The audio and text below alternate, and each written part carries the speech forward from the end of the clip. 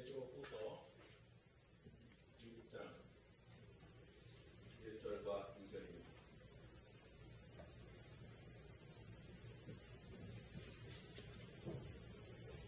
예수 그리스도의 종이며 사도인 시몬 베드로는 우리 하나님과 구주 예수 그리스도의 의를 힘입어 동일하게 보배로운 믿음을 우리와 함께 받은 자들에게 편지하노니 하나님과 우리 주 예수를 알므로 은혜와 평강이 너에게 더욱 많을지어다. 예, 오늘 여러분과 함께 나눌 말씀의 주제는 은혜와 평강입니다. 은혜라는 단어 그리고 평강이라는 단어는 신구약 성경에 수도 없이 많이 나오죠. 그렇지만 은혜와 평강이 함께 이렇게 붙어서 나오는 경우는 신약 성경에만 나오고 그 숫자는 17번입니다. 그러니까 은혜와 평강이 같이 이렇게 은혜와 평강 이런 표현으로 나오는 것은 성경 전체에서 17번밖에 없다 그거죠. 그 17번이 어디냐 할 때 바울이 쓴 서신 13개와 전부죠. 바울이 13개 성경을 썼죠. 13개와 베드로가 쓴 베드로전서, 베드로후서, 그리고 사도 요한이 쓴 요한이서와 요한계시록 이렇게 17개에만 은혜와 평강이란 단어가 나옵니다. 이 17번의 은혜와 평강이란 단어가 나오는 곳에서 그 나오는 위치를 보면 각 서신의 첫 부분, 즉 인사말에 다 나와요. 예를 들면 고린도전서 1장 3절 하나님 우리 아버지와 주 예수 그리스도로부터 은혜와 평강이 있기를 원하노라. 그렇죠? 인사말이죠. 갈라디아서 1장 2절 3절 함께 있는 모든 형제와 더불어 갈라디아 여러 교회들에게 우리 하나님 아버지와 주 예수 그리스도로부터 은혜와 평강이 있기를 원하노라. 에베소서 1장 2절 하나님 우리 아버지와 주 예수 그리스도로부터 은혜와 평강이 너에게 있을지어다. 그러니까 바울 서신은 13개가 하나도 빠짐없이 처음 인사말에 항상 은혜와 평강이 있기를 원한다. 이런 표현이 바울의 모든 서신에 나오고요. 베드로가 쓴 서신 베드로전서 후서에도 각각 한 번씩 나오죠. 오늘 본문 베드로후서 1장 2절 보시면요. 하나님과 우리 주 예수를 알므로 은혜와 평강이 너에게 더욱 많을지어다. 베드로도 이 표현을 쓰고 있고요. 요한계시록 1장 5절 사도 요한이 썼죠. 또 충성된 증인으로 죽은 자들 가운데서 먼저 나시고 땅의 임금들의 머리가 되신 예수 그리스도로 말미암아 은혜와 평강이 너에게 있기를 원하노라.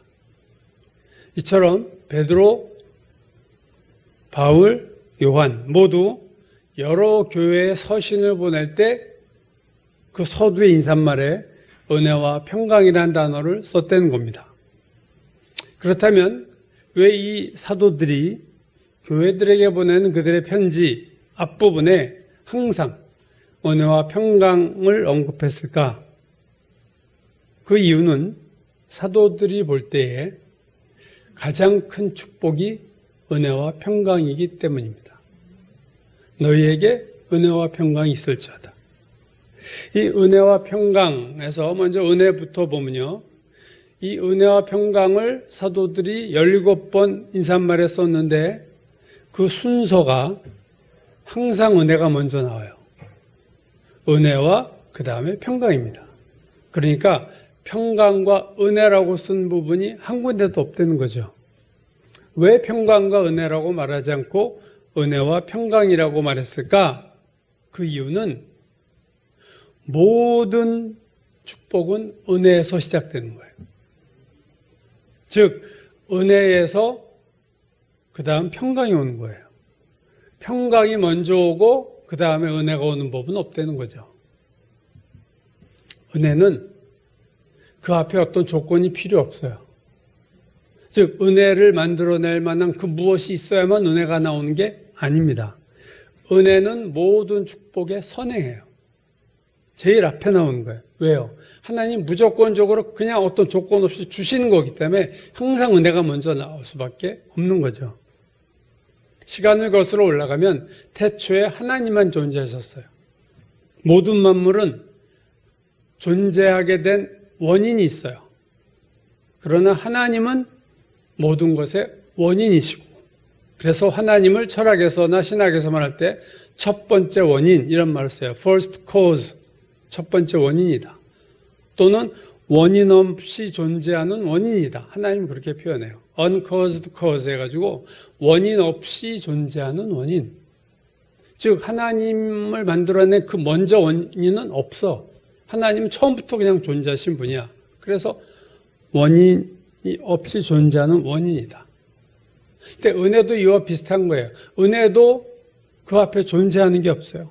모든 축복의 시작이고 모든 것은 은혜로부터 비롯된 겁니다. 은혜를 가져올 조건은 하나도 없어요. 하나님은 우리에게 무엇 때문에 은혜를 주시는 게 아니라 그냥 주시는 거예요. 그래서 시작이 항상 은혜입니다. 우리에게. 설날 때 요즘은 세배가 많이 좀 사라진 것 같긴 한데 이렇게 세배하면 덕담이라는 거라죠. 그 세배한 자녀나 또는 뭐 후배나 누구에게 덕담을 해요. 그 덕담의 내용은 뭡니까? 그 세배한 사람에게 가장 좋은 것을 덕담으로 주지 않습니까? 사도들도 똑같아요. 왜 은혜와 평강을 말하느냐? 이게 가장 큰 축복이라는 걸 안 거예요. 은혜와 평강처럼 중요한 게 없고 은혜와 평강처럼 큰 축복이 없다. 그래서 은혜와 평강을 비는 거죠. 모든 교회에 서신을 보낼 때마다 그래서 은혜와 평강이 너희에 있기를 원하노라. 구원의 은혜처럼 큰 것은 세상에 없습니다. 우리가 받은 은혜 중 가장 큰 것은 비교할 바가 없어요. 그건 구원의 은혜입니다. 그러나 구원의 은혜가 은혜의 끝은 아니에요. 은혜는 구원받은 이후에도 계속해서 우리에게 주어집니다. 마치 공기와 같이. 공기가 없이는 우리가 1분 1초도 살 수 없잖아요. 하나님의 은혜가 없으면 1분 1초도 우리 살 수 없어요. 우리가 지금까지 살아온 데에는 수많은 하나님의 은혜가 우리 가운데 역사하셨기 때문에 오늘의 내가 있는 겁니다. 그러니까 지금까지 살아온 것 자체가 내 힘으로 살았어 뭐 가끔 그렇게 얘기하는 분들 있지만 그런 법은 없습니다. 하나님의 은혜를 주셔서 내 숨이 붙어 있고 내가 건강하고 이렇게 움직일 수 있는 거예요. 그래서 베드로와 바울과 요한은 교회들에게 편지를 할 때 교회들은 이미 구원의 은혜를 받은 자들 아닙니까? 그럼에도 불구하고 은혜와 평강이 있기를 원하노라 한 말은 계속해서 은혜를 너희가 받기를 원한다. 계속해서 평강을 받기 원한다. 그래서 이 인사말을 쓰는 거죠. 자, 은혜가 제일 첫 번째 축복이고 두 번째 축복이 평강입니다. 여러분이 하나님께 구한다면 하나님이 은혜를 주셨다고 가정하고 은혜 다음에 여러분은 무엇을 달라고 기도할 것 같으세요? 하나님 저에게 은혜 다음으로 이걸 주십시오 할 때 그게 뭘 것 같습니까? 사도들은 그게 평강이었어요. 두 번째 온 것이 평강이었다. 이 평강이라는 그 신약 성경에 나오는 이 헬라어죠. 그 헬라어 단어는 에이레네라는 단어고 구약에서는 우리가 잘 아는 샬롬 같은 뜻이죠. 영어에서는 피스, 평화. 개역 성경에는 똑같은 이 에이레네를 평강 또는 평안 또는 평화 이렇게 번역을 했어요. 그러니까 평화로 번역할 때도 있고 평안이라고 번역한 것도 있고 평강이라고 번역한 것도 있습니다. 오늘 본문에서 은혜와 평강이 있을 줄 알 때 그 평강은 우리의 마음속에 아무 걱정이나 염려나 두려움이 없는 안정된 상태를 말하는 거예요. 너희가 그렇게 살기를 원한다. 평안하게 평강하게 살기 원한다. 은혜 다음에 평강입니다. 은혜 다음에 돈 같지만 하나님 은혜 다음에 저에게 떼돈을 주세요. 저에게 뭐 권력을 주세요.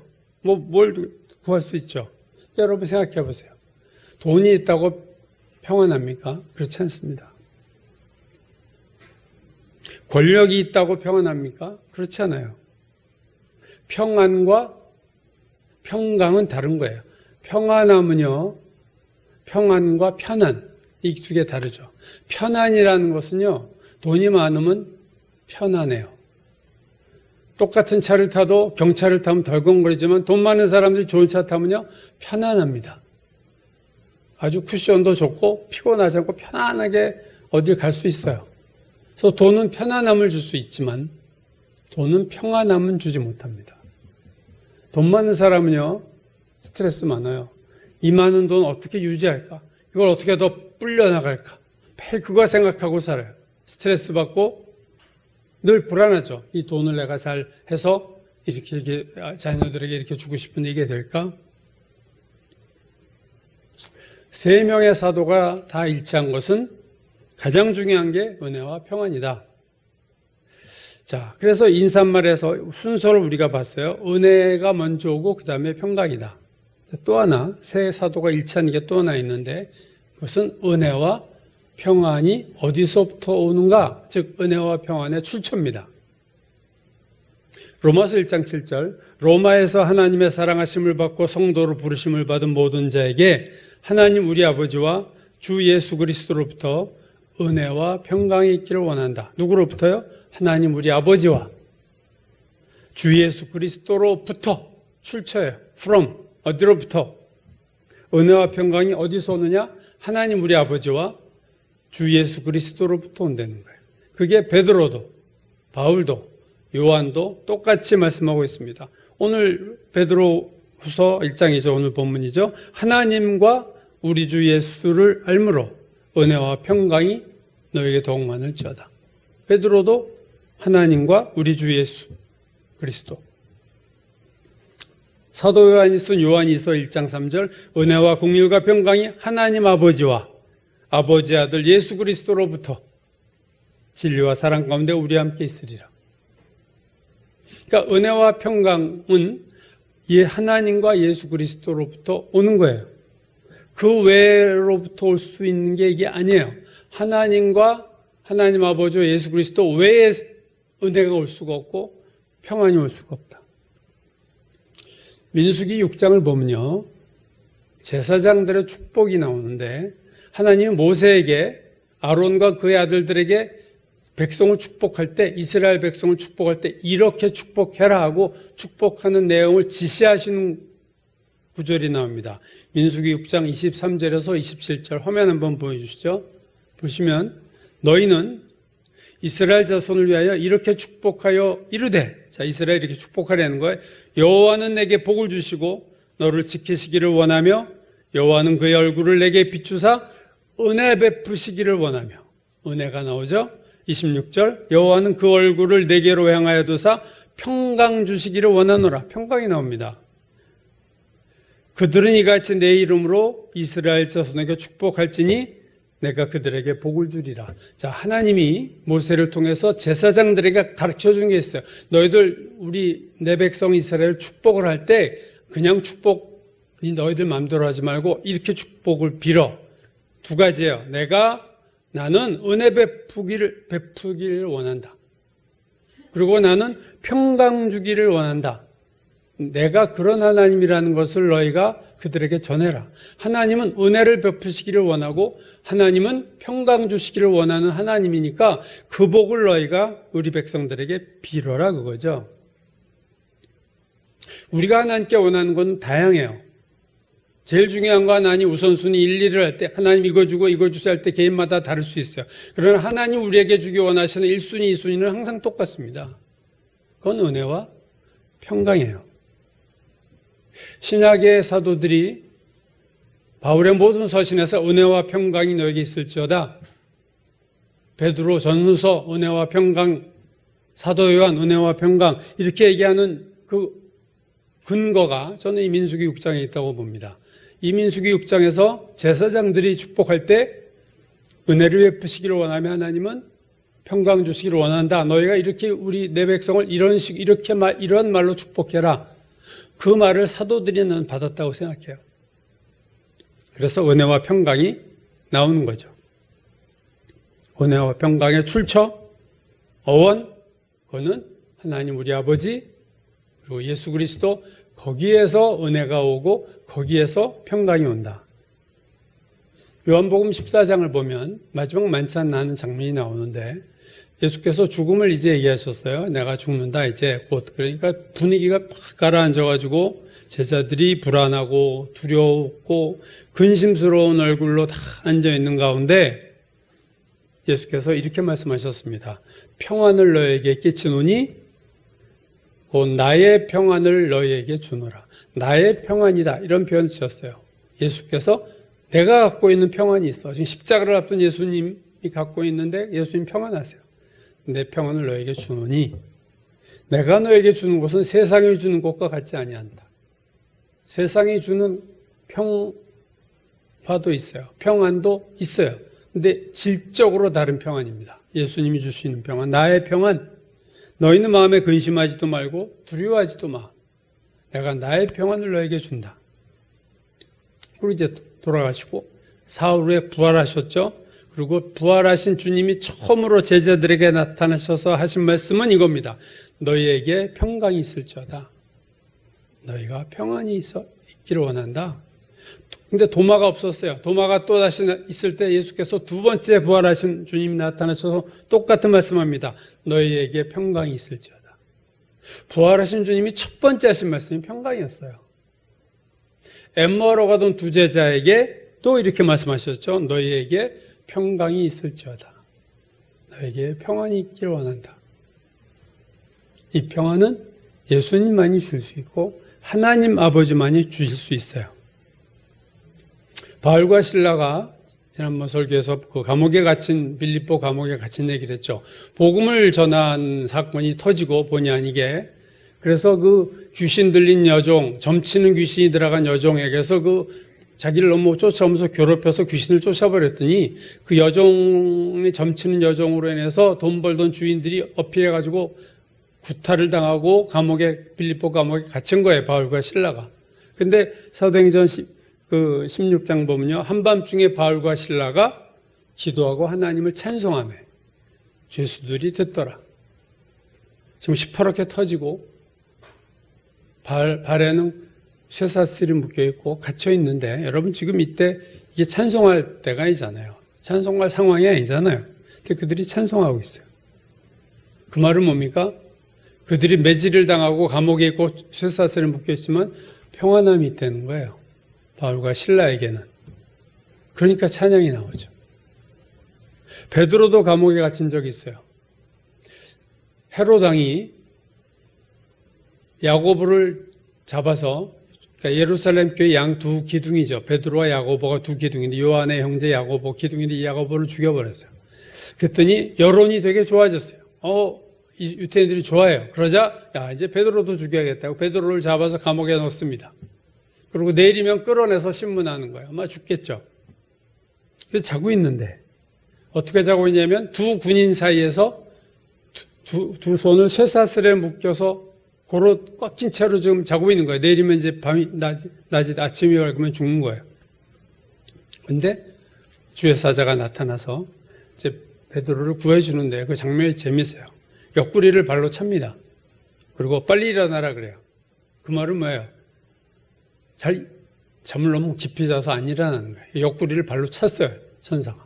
그리고 베드로가 이제 따라오는데 천사가 또 뭐라고 말하면 자 허리띠를 띠고 신발 좀 신고 따라와. 그 말은 지금 베드로가 허리띠도 안 매고 신발도 안 신고 그냥 천사 따라가는 거예요. 잠이 덜 깬 거죠 지금. 그랬더니 또 천사가 얘기합니다. 야 겉옷 좀 입고 따라와라. 겉옷도 아니고 속옷바람으로 또 따라오고 있어요. 그래서 따라와가지고 사도행전에 보면 꿈인지 생신지 지금 이게 베드로가 정신이 들었어요. 잠이 덜 깼어요. 그래서 첫째 파수 거기를 지나고 둘째 파수도 지나고 철문이 열려서 마지막에 이제 시내로 들어와서 한 블록을 지나서 천사가 안전하다고 생각하니까 이제 사라졌습니다. 그때 베드로가 제정신이 들어요. 잠이 여기서 깹니다. 이거 내가 꿈이 아니었구나. 이제 정신이 난 거죠.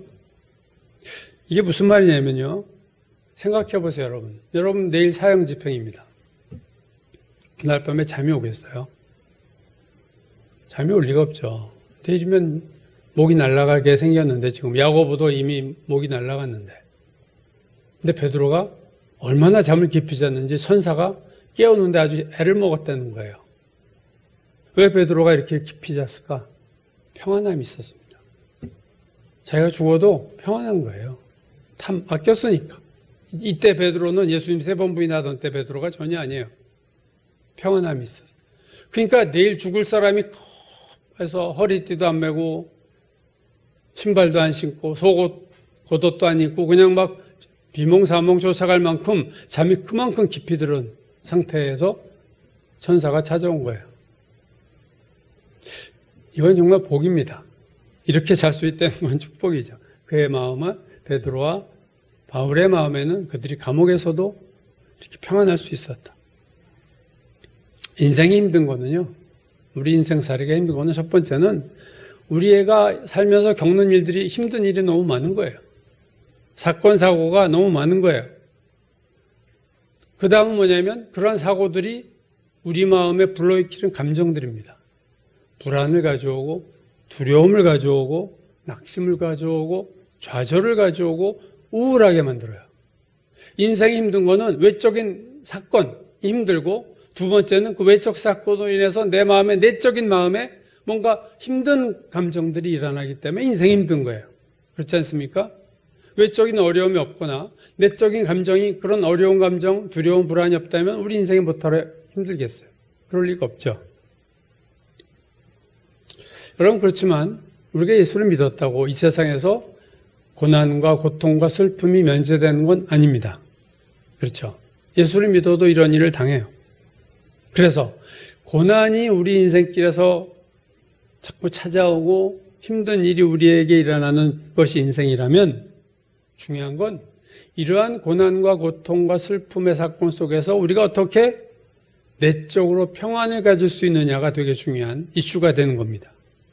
만약에 우리에게 어려운 일이 있어도 내가 마음이 평안하다면 인생이 이렇게 힘들지 않을 수 있어요. 되게 이제 치매가 오기 시작하면요.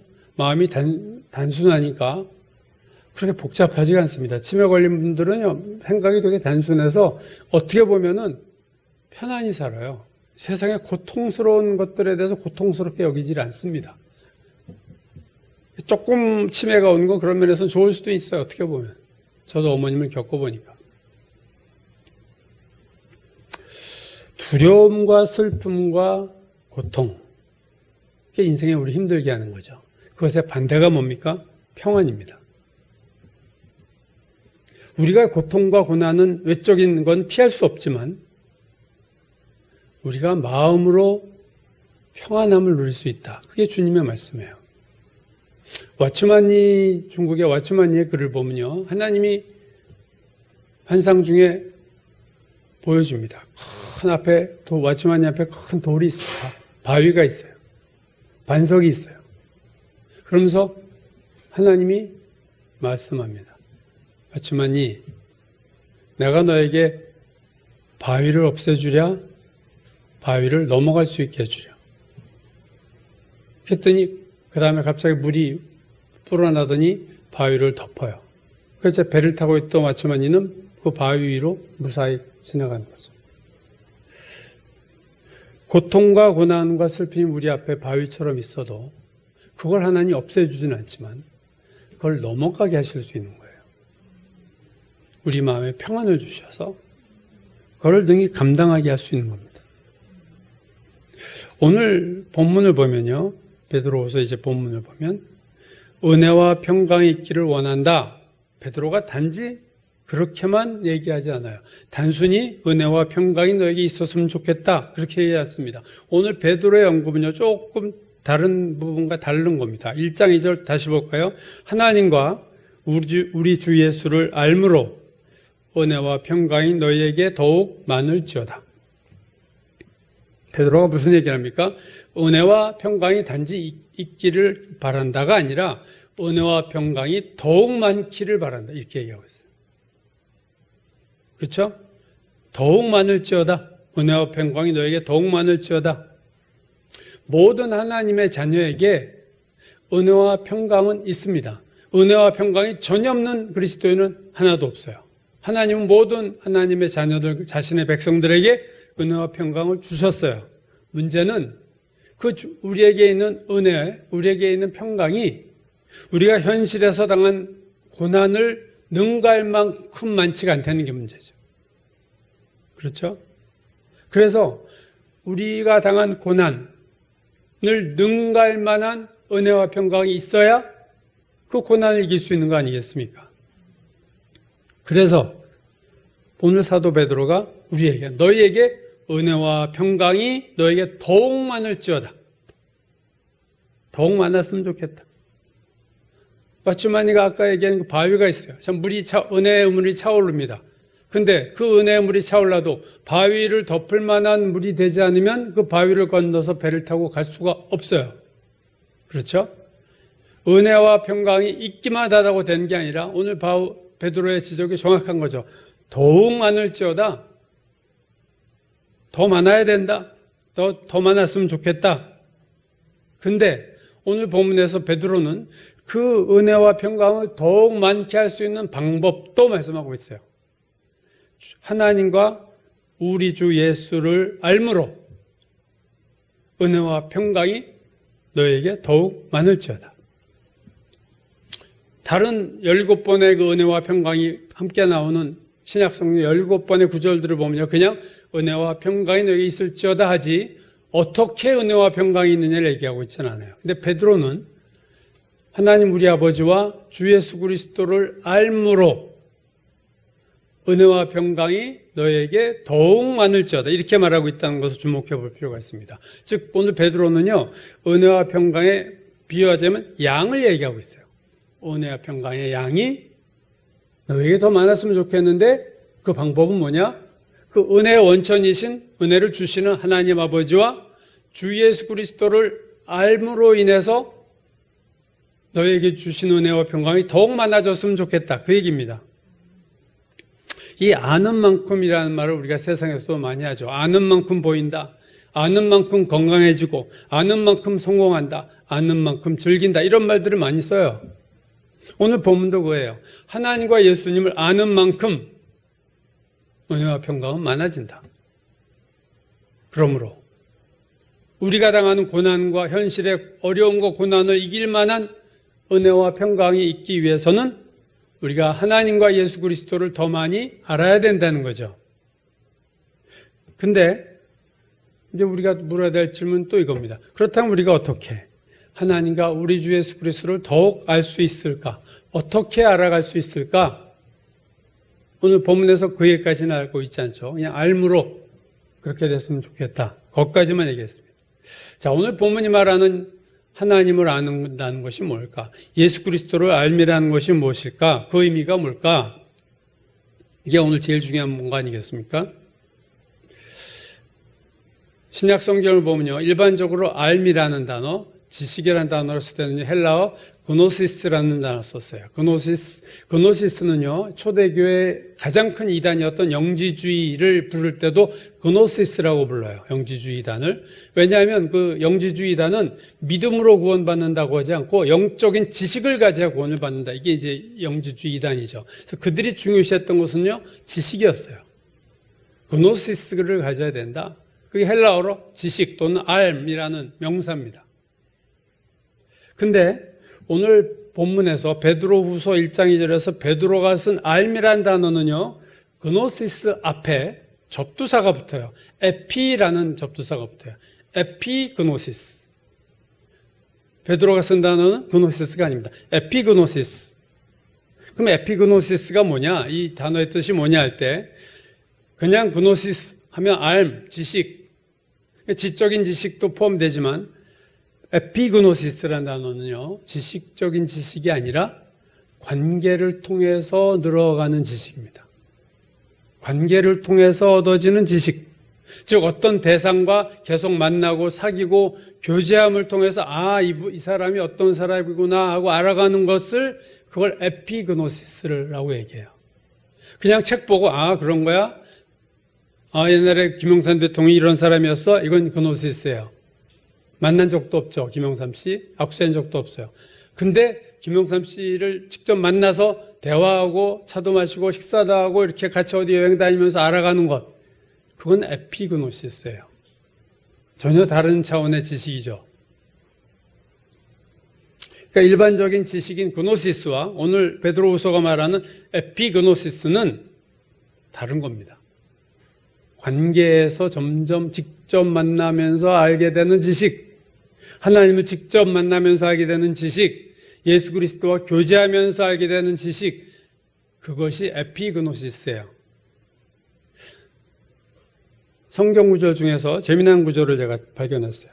이 그노시스란 단어와 에피그노시스가 같이 있는 본문이 있습니다. 자, 한번 볼까요? 두 번째 화면 좀 보여주세요. 고린도전서 13장 12절, 여러분 잘 아시는 구절입니다. 우리가 지금은 거울로 본 것 같이 희미하나 그때는 얼굴과 얼굴을 대하여 볼 것이요 지금은 내가 부분적으로 아나. 이때 그노시스예요. 내가 부분적으로 아나. 이 기노스코라는 단어는 동사예요. 그노시스는 명사고, 그러니까 같은 겁니다. 부분적으로 아나. 그때에는, 주님이 재림할 때에는 주께서 나를 아신 것 같이 에피그노시스 같이 내가 주님을 에피그노시스 온전히 알겠다. 되게 중요한 단어들을, 이게 우리말에서는 잡아낼 수 없는 내용들에 이게 헬라어가 갖고 있는 아주 그 세밀한 동사의 형태를 말하는데, 그러니까 우리가 지금 아는 것, 그냥 그노시스 또는 기노스코, 이거는 부분적인 지식이에요. 거울로 보는 것처럼 희미해요. 그런데 에피그노시스는요, 거울로 보는 것이 아니라 얼굴과 얼굴을 마주대서 보는 것처럼 생생하고 부분적으로 아는 지식이 아니라 온전히 알게 될 거다. 그게 오늘 바울이 고린도전서 13장 12절에서 하는 말씀이죠. 그러니까 우리가 어떻게 은혜와 평강을 더 그 양을 누릴 수 있을까? 어떻게 은혜가 나에게 차고 넘치고 내 안에 평강이 넘치게 할 수 있는가? 그것은 하나님과 우리 주 예수 그리스도를 에피그노시스, 만남을 통해서 알게 될 때에, 관계를 통해서 알게 될 때에 우리는 은혜와 평강이 엄청나게 많아져서 우리의 문제를 능히 감당할 수 있는 자가 될 수 있다. 그 말을 오늘 본문이 하고 있는 겁니다. 오늘 본문 다시 보시죠. 하나님과 우리 주 예수 그리스도를 알므로, 에피그노시스 암으로 은혜와 평강이 너에게 더욱 많을지어다. 일반적인 지식, 그노시스에 대해서는요, 고린도전서 8장 1절이 이렇게 말해요. 그노시스, 지식은 교만하게 하며. 자, 그노시스는요, 일반적인 지식은요, 교만하게 하며. 고린도전서 13장 8절도 이렇게 말합니다. 사랑은 언제까지나 떨어지지 아니하되 예언도 패하고 방언도 그치고 지식, 그노시스도 패하리라. 그노시스도 없어져요, 지식도. 여러분, 성경 지식이 되게 이런 의미에서는 중요하죠. 그노시스로 성경 지식을 받아들이는 교인이 있어요. 머리로만 남는 그노시스가 있어요. 지식. 이거는요, 교만하게 합니다. 성경 아는 게 더 문제예요. 남을 판단하고 비판하고 비난하고 바리새인 되는 거예요. 근데 똑같은 성경이 에피그노시스로 받아들이는 사람이 있어요. 똑같이 큐티를 해도 지식으로만 남는, 그노시스로 남는 사람이 있는 반면에 그게 에피그노시스로 남아서 주님을 알아가는 것으로 큐티와 말씀 통독이 발전하는 사람이 있습니다. 그렇게 돼야 되는 거죠. 그래야 성장하는 거예요. 그렇지 않고 그노시스로만 지식이 남으면 성경이 교만해지고 오히려 나를 죽이는, 나에게 독이 되는 말씀도 될 수 있다는 겁니다. 그래서 우리는 머리에 지적인 지식이 아니라 주님을 만나는 지식이 있어져야 돼요. 바울 서신 중에서 유명한 중보기도가 두 군데 나옵니다. 여러분도 제가 몇 번 말씀드릴 거예요. 하나는 에베소서에 나오고 하나는 골로새서에 나오는데요. 에베소서 교회 교인들에게 바울을 위해서 하는 바울의 중보기도가 나오고, 골로새서에 골로새 교회 교인들을 위해서 기도하는 바울의 기도가 나옵니다. 먼저 에베소 교회를 향한 기도를 한번 보죠. 에베소서 1장 17절입니다. 화면 좀 봐주시죠. 여러 중보기도 내용 중에서 끊었어요. 우리 주 예수 그리스도의 하나님 영광의 아버지께서 지혜와 계시의 영을 너에게 주사 하나님을 알게 하시고. 자, 헬라어가 에피그노시스예요. 너희가 하나님을 알았으면 좋겠다. 에베소 교회 교인들, 너희들이 지혜와 계시의 영을 하나님이 이렇게 주셔서 너희가 하나님을 에피그노시스 했으면 좋겠어. 자, 두 번째 다음 화면 보시죠. 골로새 교인을 위한 중보기도예요. 1장 9절과 10절. 너희로 하여금 모든 신령한 지혜와 총명에 하나님의 뜻을 아는 것으로 채우게 하시고, 에피그노시스. 10절. 죽게 합당하게 행하여 범사에 기쁘시게 하고 모든 선한 일에 열매 맺게 하시며 하나님을 아는 것에 자라게 하시고, 에피그노시스가 자라게 하시고, 하나님의 뜻을 아는 것, 하나님을 아는 것. 여러분, 바울이 뭘 놓고 기도하나 여러분 아시겠어요? 하나님을 너희가 알았으면 좋겠어. 에피그노시스가 됐으면 좋겠어. 그러면 여러분, 이 하나님을 알미 많아지면 어떻게 돼요? 베드로후서가 말한 것처럼 은혜와 평강이 넘치는 거예요. 너희에게 하나님의 은혜와 평강이 더 많아졌으면 좋겠어. 충만했으면 좋겠어. 그게 지금 바울이 중보기도죠. 고난을 없애달라 그런 기도한 게 아니라 어떠한 환경에서도 평안했으면 좋겠어. 하나님을 에피그노시스 깊이 알아감으로, 하나님과 만남으로, 교제함으로 너희가 은혜가 평강이 넘쳐서 어떠한 상황에서도 하나님의 축복을 받는 자들이 됐으면 좋겠다 그 얘기입니다.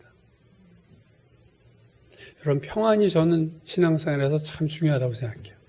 이걸 잃으면요, 그게 영적 침체예요. 영적 다운되는 거는요, 우리에게 평안함이 없어지는 거예요. 불안해지고 두려움이 내 마음에 오고 우울함이 내 마음에 들어오고 자리를 잡고, 그럼 여러분 다운되는 거예요.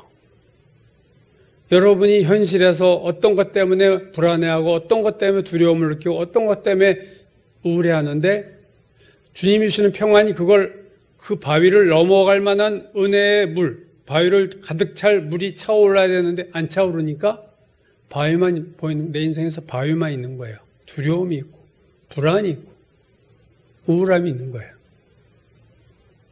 은혜와 평강이 너에 있기를 원하노라. 그렇게 인사를 한 이유가 있는 거죠. 누가복음 10장에 우리가 잘 아는 사건이 있습니다. 마리아와 마르다가 자매인데 예수님이 갑자기 두 자매 집을 일종의 방문하셨어요. 그들이 놀래가지고 마르다 언니는 부엌으로 뛰어가서 음식 만들기 시작했어요.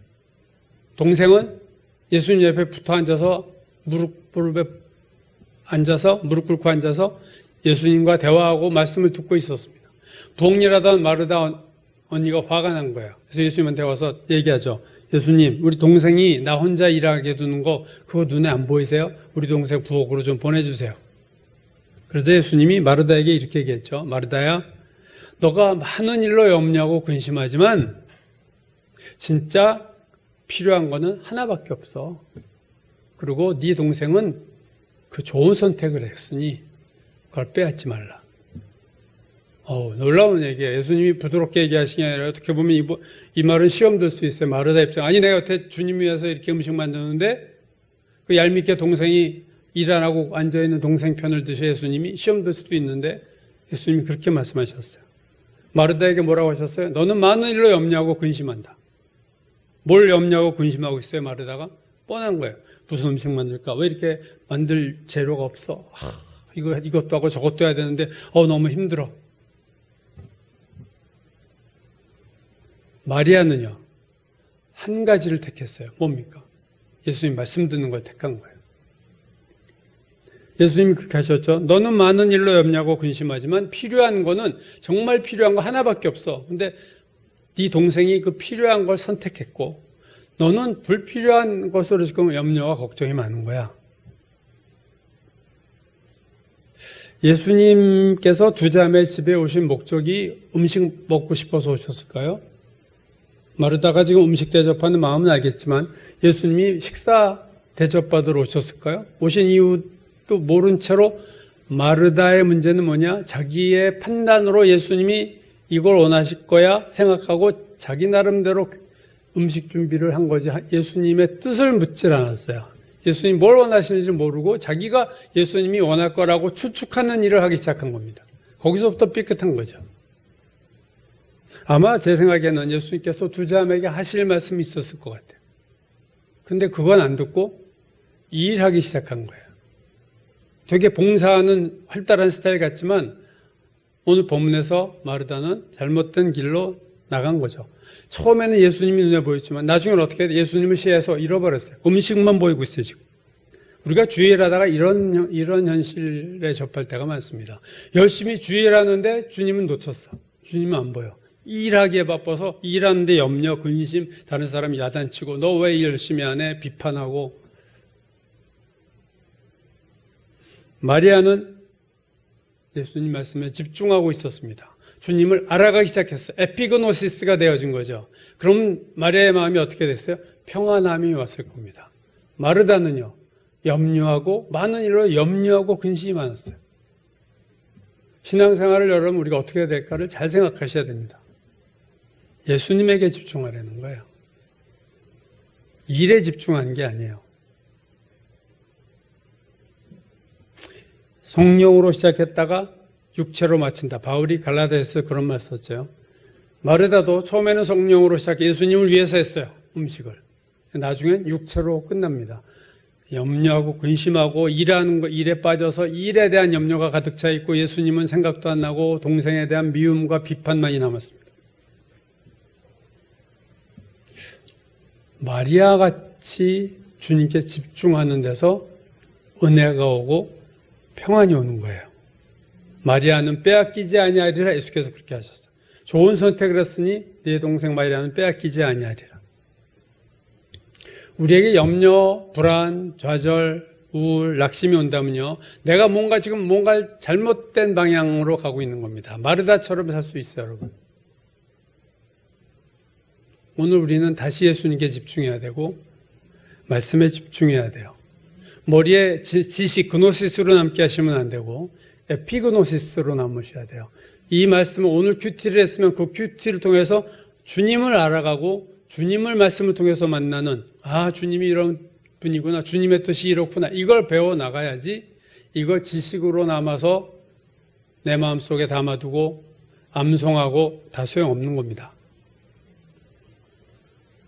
가장 평화로운 그림에 대한 선정하는 전시회가 있었습니다. 그 그림들을 다 그려서 보니까 어떤 화가는요, 평화로운 풍경을 그렸어요. 목가적인 저 편한 자연, 시냇물이 흐르고 울창한 숲속에서 딱 봐도 벌써 이렇게 느낌이 편안해진 그런 그림도 있었습니다. 어떤 화가는요, 엄마 품에 안겨서 자는 아이를 그렸어요. 그것도 평화죠. 평안한 거죠. 또 어떤 사람들은 연인끼리 누워서 서로 이렇게 기대어서 푹 쉬고 있는 모습. 그것도 평안이죠. 그래서 되게 그림들이, 그와 비슷한 그림들이 거의 주류를 이루는데 특이한 그림이 하나 눈에 띄었습니다. 이 그림은 그 앞에 나온 그림들과 전혀 달랐어요. 그 그림 뭐냐면요, 폭풍우가 몰아치는 바다 가운데 있는 바위예요. 비바람이 치고 폭풍우가 몰아치는데 먹구름이, 하늘엔 짙은 먹구름이 있고 비바람이 치고 파도는 소용돌이 치는데 바위를 막 파도가 때리고 있는데 그 바위 조그만 틈새에 새 한 마리가 둥지를 뜨고 있어요. 그리고 그 새는 새끼 새 몇 마리를 이렇게 품고 있습니다. 근데 그 그림에 보니까 어린 그 새들은 주변에 무슨 일이 있나 전혀 알지 못하는 표정으로 평안하게 어미 날개에 덮여있는 그림이었어요. 평안에 대한 을 주제로 한 그림대회에서 이 그림이 대상을 받았어요. 진정한 평화가 뭐냐 할 때 환경이 평화로운 게 아니에요. 자연이 숲속에서 시냇물이 흐르고 막 정말 이런 좋은 에너지가 나오는 그런 거. 부모의 품 안에, 엄마의 품 안에 안겨있는 어린아이의 평안한 얼굴. 이게 환경에서 오는 평안입니다. 그렇죠?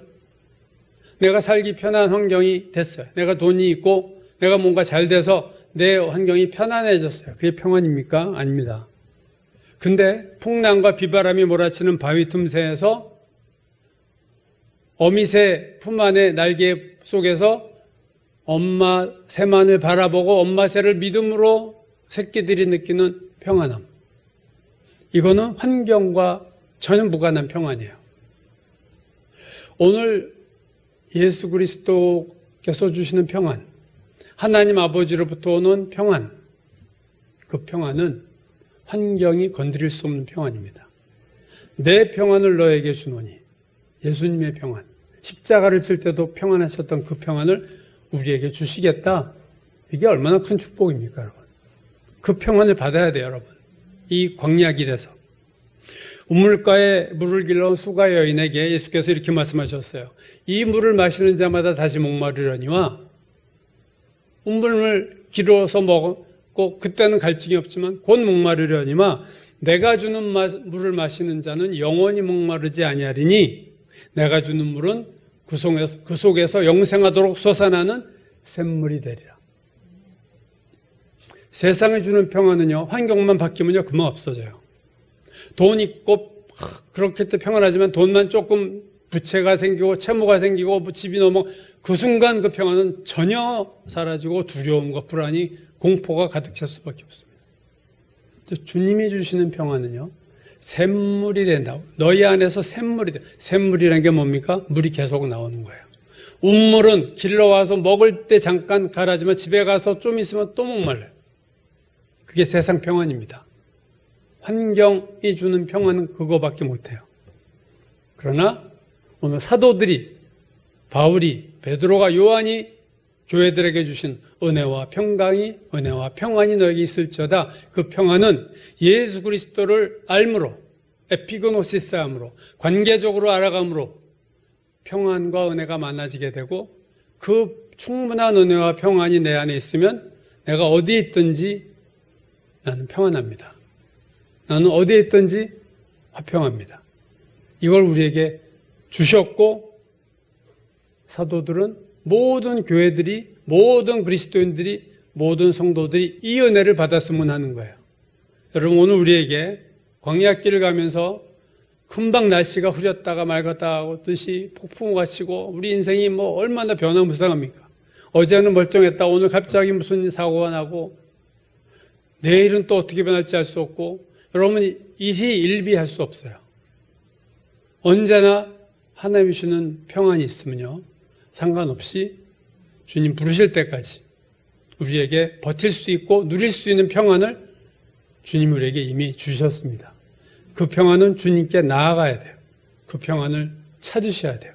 에피그노시스, 머리에 남는 지식이 아니라, 하나님과 예수 그리스도에 대한 책으로 아는 지식이 아니라 만남에서 오는 그 지식이 늘어가면, 그 알미 늘어가면 우리는 세상이 알지 못하는 놀라운 평안을 주님으로부터 받아 누리게 될 줄로 믿습니다.